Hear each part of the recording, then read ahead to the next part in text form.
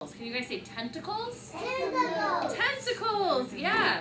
Okay, maybe it's because I'm a marine biologist, but one of my favorite labs that we do at OmniLearn is a squid dissection. And we really do this lab for all ages. And it's great because you don't need that many materials. You need some safety scissors, you need a tray, and then you need some fresh squid. And we like to get our squid fresh from the seafood market. And the reason for this is because when you get it fresh for the seafood market, like this guy could have gone to a restaurant, but instead he came to me, is because we don't need any gloves, right? We can touch it because it's not chemically preserved. So there's not a whole lot of safety issues for this lab.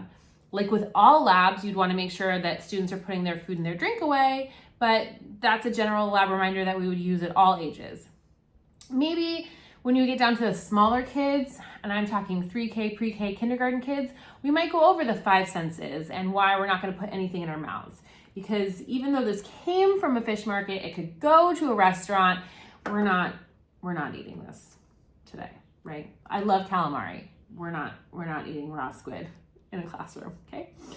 But really, because they only need safety scissors, there's virtually no safety issues with this lab, which is a huge plus. We don't have to worry about little kids putting things in their mouth. Even if they did put this in their mouth, it probably wouldn't taste good. It's not gonna hurt them. It came right from the fish market. Taking into account that the safety concerns are pretty much the same for all ages, the rest of modifying this lab for the different age groups goes back to what we had going on in the introduction, which it's about adjusting the protocol, adjusting the vocabulary. This lab doesn't really have any measurements, so we're not really adjusting our measurements, but we are going to adjust like how they're recording their observations. So are they writing long sentences? Are they drawing a picture? Are they labeling? These are things that are going to change throughout the different grades, which we'll go through. The main safety reminder for this lab for all ages is just to keep the food and drink away, which is a standard safety reminder for all labs. So middle schoolers and high schools, it's usually just my stock. Hey guys, we're doing a lab. Make sure you guys put your food and drink away. Even that works all the way down through 2nd grade, 1st grade. In 3K, PreK, kindergarten, I might give my whole spiel about the 5 senses and what 5 senses are we going to be using today. What 5 senses do scientists use when they do science experiments? And they do all 4 of them, but we never, ever put anything in our mouths. Other than that, there's no real safety issues. So the way that we differentiate this particular lab for all these different grade levels is mostly by vocabulary, topic, and how we introduce the subject, because the act of the dissection is largely the same. So at a high school level, we might be talking about more in-depth about comparative anatomy and homologous structures versus analogous structures and evolution, right? So the funny thing is that these squid and humans diverged a long time ago. The only homologous structure, meaning it existed in a common ancestor between the two of us, is a stomach. That's the only thing. Even their lens in their eye, which is very similar to our complex eye that also has a lens, is an analogous structure because they evolved separately from each other.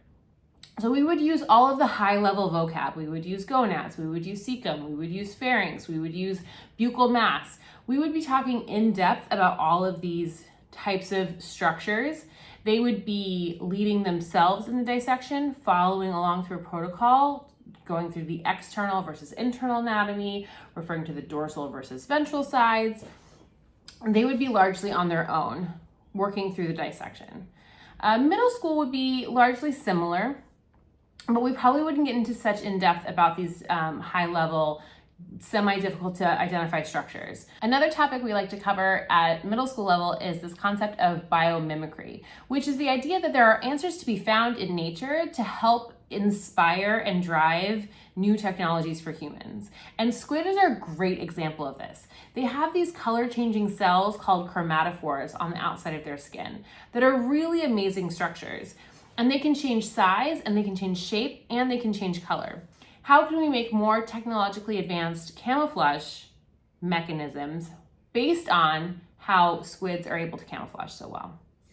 Well, there are a couple of things. Squids also have a siphon, which is sort of like a jetpack, right? It's like a water squirter that helps them move through the water. The shape of the squid helps them be very hydrodynamic. So how can we apply that to submarines and other water vessels? So So there's that kind of idea that we can incorporate in middle school. For upper elementary school, we are still using most of the same vocab, but maybe we're leaving off things like gonads. Maybe we're leaving off things like buccal mass, right? We can talk about the muscle around the beak. We don't need to say buccal mass. At this age, because they're familiar enough with animals and animal traits, I like to introduce it by listing off some of the traits that the squid has in a fairly confusing order, because fifth graders know which animals have which traits. So if you say, we're going to dissect an animal today that has 2 eyes, okay, lots of animals have 2 eyes. We're going to dissect an animal today that has a beak. Right away, they're going to start guessing birds, right? Because birds have beaks. We're going to dissect an animal today that has gills. Now they're going to pause. It has gills and a beak. What kind of animal has gills and a beak? So these are contradictory, right? Okay, well, it also has gills, and it has fins, and it has 3 hearts. Now they're really confused. What kind of animal has 3 hearts? Now I might say it has 8 arms. They're gonna guess octopus. They're close, but not correct. 2 tentacles. Oh, what's the difference between a tentacle and an arm? So I start rolling out all these things, and when I kind of filter through all the ones I want to talk about, then I'll reveal that it's a squid, if they haven't already guessed that it's a squid. So that's a fun way to start the introduction, because it keeps them on their toes and you start using this vocabulary. At an elementary school level, the instructions are no longer going to be printed there for them, especially for dissection. I'm going to lead them through what I want them to observe on the outside and where they need to make the cut to see the inside anatomy, right? Instead of external and internal, we might be using inside and outside. But they would have an age-appropriate worksheet in front of them. It might include tables that would have the structure and function of the different adaptations that they see, or we might also be including biomimicry, depending on what the teacher in the classroom is wanting to cover. When you get down to the lower levels, right, you start, it's very similar where you're orally giving the information, but now we want to try to make sure that the worksheet is more accessible. So for a 1st and 2nd grade worksheet, we might just have the picture of the squid and a word bank, and they need to label some of the external parts of the squid, right? But on a kindergarten version of that, it would be very similar, but in this time we would give them words to trace so they can really practice with their letter writing.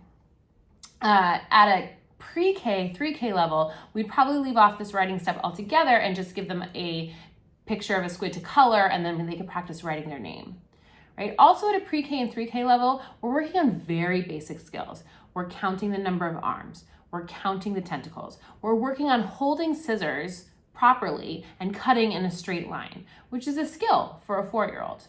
Also, sometimes for pre-K, 3K, and even kindergarten, I find starting my introduction with a stuffed animal squid to be super helpful, because they won't be so distracted by a live squid. Like, oh my gosh, Miss Kate, that's a live squid. I'm not gonna be able to focus on anything you're saying because there's a live squid in front of me. So when you have the stuffed animal squid, you can go through the parts. Arms, tentacles, mantle. Students can be repeating this back, but they're not so distracted, so they can really focus and help to internalize these new vocabulary words that they're learning. For 3K and 4K, I also really like to have them do these little dances for the parts of the squid. So we all stand up. It helps little bodies and little learners to be moving around. So we'll do a little something, we'll do a little something else. They'll stand up and we'll do the dances, right? So everyone show me your fins, and they have to put their hands on top of their head, and we steer, right? We steer with our fins. That's our job.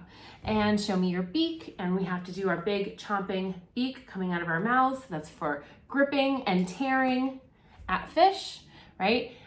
Show me your big eyes. The eyes are on the side of their head, so we have to do our big squid eyes on the side of our head for looking all around. And they have their arms, the squid arms that kind of move around in the water.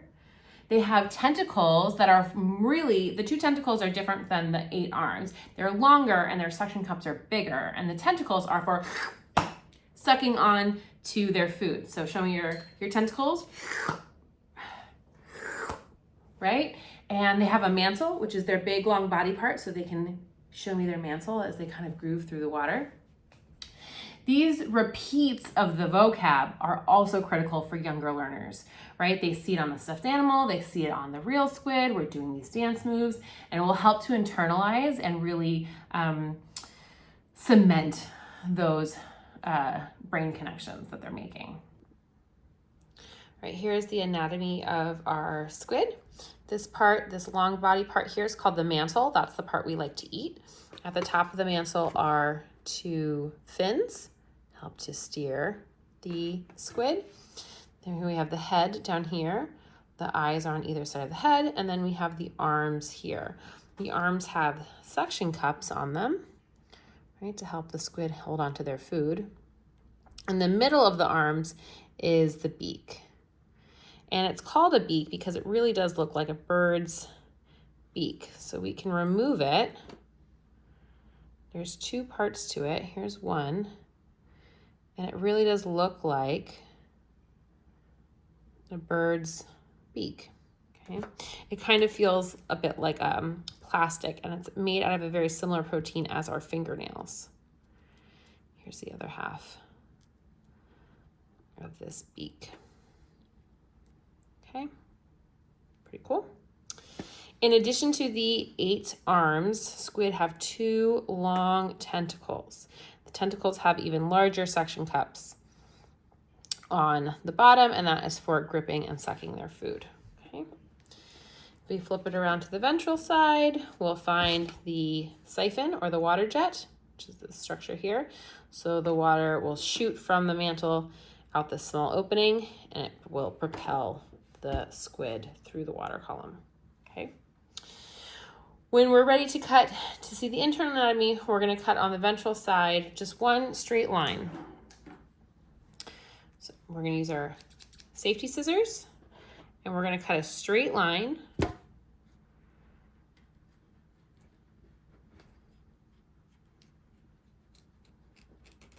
all the way to the top. Okay. And that's the only cuts you need to make when you're doing your squid dissection. All right. So up here is the stomach and also the gonads, right?